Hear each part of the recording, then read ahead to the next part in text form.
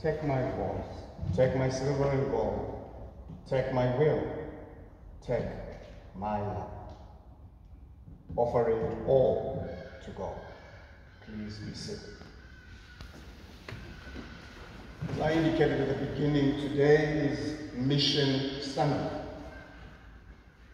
It is put out so that we can observe the mission of the church to the world, but I am arguing that the church does not have a mission, but God has a mission for the world.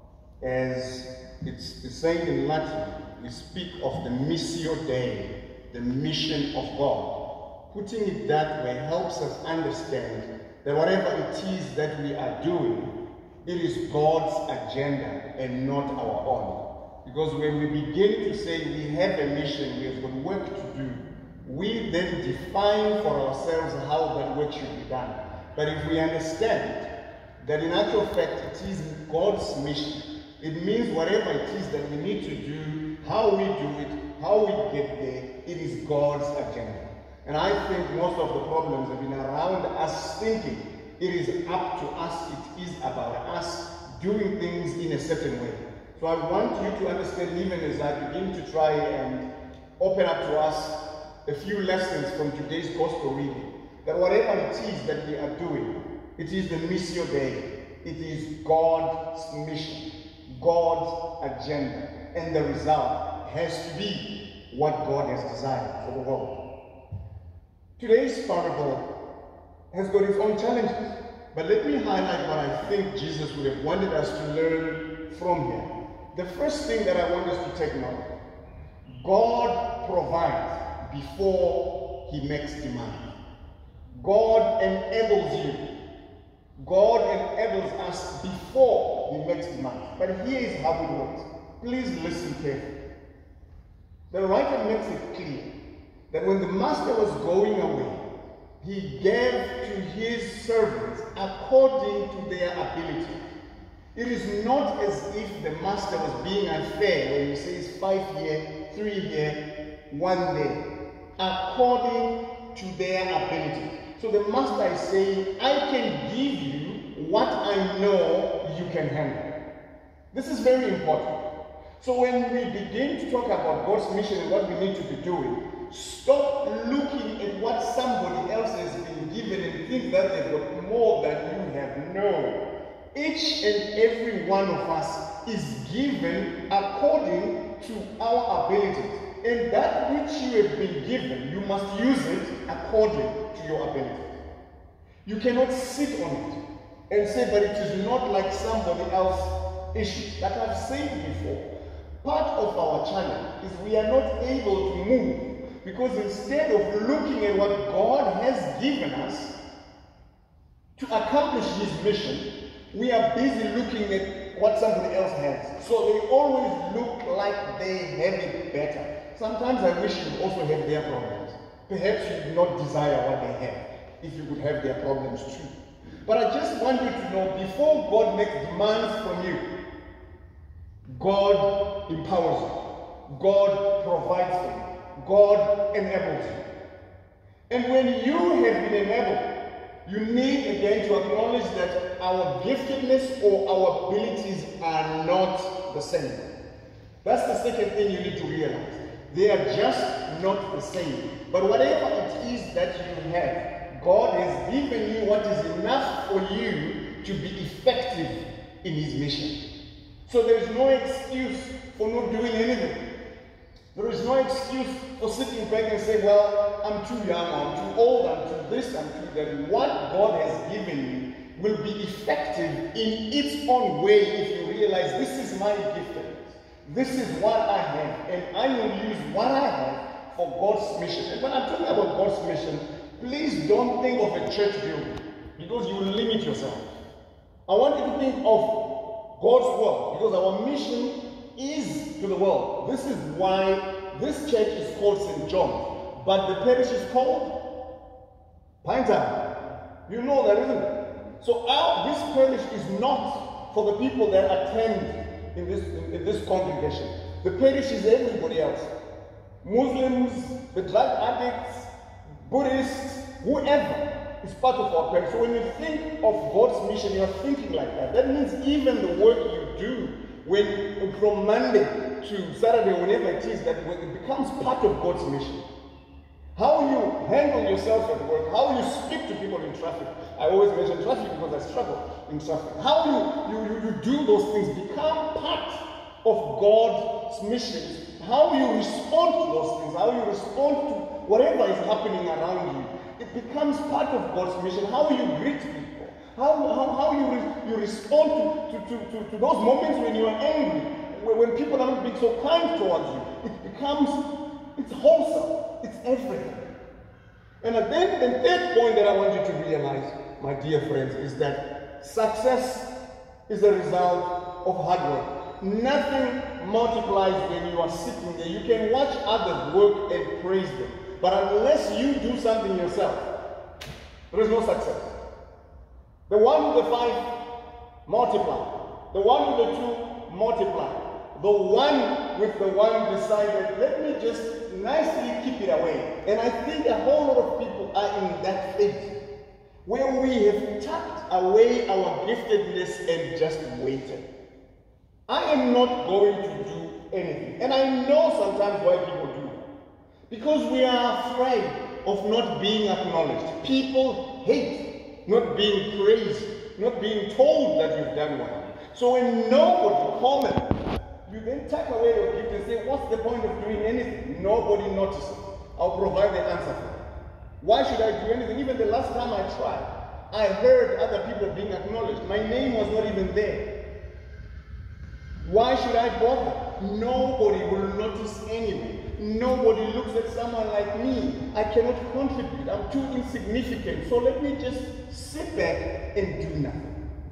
If we do that, it's because we are failing to understand the fourth point. That whatever it is that we do, we are doing it for God and not ourselves or our friends. So even if your priest doesn't acknowledge you, even if your parents don't acknowledge you, your community doesn't acknowledge you, your workmates don't acknowledge you, it doesn't matter, because what you have been given, you are serving the master, not the people. So as long as you are doing things for people to acknowledge you, you'll get tired and you'll become like servant number 3. Tuck it away, do nothing. In other words, I wish we would stop acknowledging certain individuals, especially in church. Because some people may begin to feel that they are better, and others may begin to feel less. However it is done, let me repeat. I'll give you an example of one of our renowned lay ministers, the very first female lay minister in this diocese. Her name was Lee Ketty. She was a member of this congregation. In her twilight years, I went to Lee and I said, there is an award that the diocese gives to outstanding individuals in the church, and I think you deserve one because you were a lay minister and a lay preacher before women could do this in this diocese. The very first woman to do it. Lee said to me, I have no need for those things. Because when I did this, I wasn't hoping that one day I'll be acknowledged. I don't know what I'll do with it. And even if I die, what will my children do with that medal? Thank you for coming to me, but I'm not interested. That's the response I got from Lee. God bless her soul. 5 months later, she passed away. But the point is, she made it clear that even if this world forgets my name, even if people don't remember who Lee Ketty was, it doesn't matter because I wasn't serving them. I was doing it for God. Whatever I did, wherever I did it, I was not hoping that my name would be on a wall somewhere. What I was hoping for is that my God would see what I'm doing. So whatever God has gifted you with, including the young people that are here, that are in school, whatever you do in those spaces, if you realize you're not doing it for your parents, you're not doing it for your teachers, you are doing it for God. And so you give your all, and if only God notices, then that's all you ever need. You will start doing things, you won't hide away your giftedness. Having said that, you also then need to realize this moment that a lot of us don't like, which is called being accountable. Whatever it is that God has given you, whatever it is, the ability that you have, there is always a moment of reckoning. And I'm not talking about the day you die. This is maybe why people relax and say, well, we'll wait for judgment day. I want you to know that life will make you account every day without you noticing. Whatever you do or don't do, you will be held accountable. Every day, what we become, where we end up, what happens to the people around us, is a direct result of how we are being made to account for the actions we took or didn't take. You might not notice, but the joy you get around you, that's being accountable. Sometimes the pain we end up in, it's being accountable. The sad part about being accountable is that sometimes the people who might suffer are people who actually made the right choices. But let me put it this way. When a father makes the wrong choices, when the time to account comes, it might be the children that suffer, and they didn't do anything wrong. But because you did not apply yourself intentionally to God's giftedness, when the time of accounting comes, and I argue it comes every day, it comes every week, it comes every year, you and I have to account for what God has trusted us with. In our church, in our lives, in our homes, in our workplaces, as we drive and so on. And when that time of accounting comes, you will feel it. And then this is why people then run back to God. I have this job that I have said some people that if I see them start playing gospel music on their phones and turn them into ringtones, life is making them account. Now suddenly they want to be prayerful. Suddenly they're making God all sorts of promises. We're like, why are you playing gospel today? Because we ordinarily don't, and you know, life is making them account. And they are hoping to bribe their way to God. No, just do what God has required you to do. And how do you know God has required you to do that? You look at the gifts you have. Even if it's a gift of encouragement. Simply being that person who's able to encourage somebody to just push through to the next thing. Just being able to apply yourself intentionally in this world. So I want you to realize what Jesus is working with here. Jesus is very aware that there are those that are willing to execute, to apply themselves, but there are those that just want to sit back and do nothing. It is almost like what Paul would say in 1 Thessalonians, he who does not work must not eat. Meaning if you don't apply yourself to anything, you have no right to partake in everything else. So I want to encourage you as a church of God, that oftentimes our struggle is because we are sitting back and hoping that someone will do certain things for us. We sit back. People sit back in families. People sit back in our church.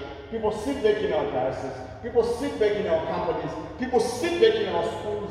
People sit back in parliament and they fall asleep. So it's not that I can give you an example of what they fall asleep and wake up and fall. People sit back literally and say, oh, well, there's nothing else I can do. There is so much you can do. Whoever you are, how old you are, it doesn't matter. You have a role to play in the mission day. And I am exhorting you, friends. We want to see this happen. And whatever is happening around you, good, bad, average, I want you to know, those are moments of accountability. And if you don't like what's happening around you, work hard. Use what God has given you. And when the next moment of accounting comes, the result will be different. God bless you.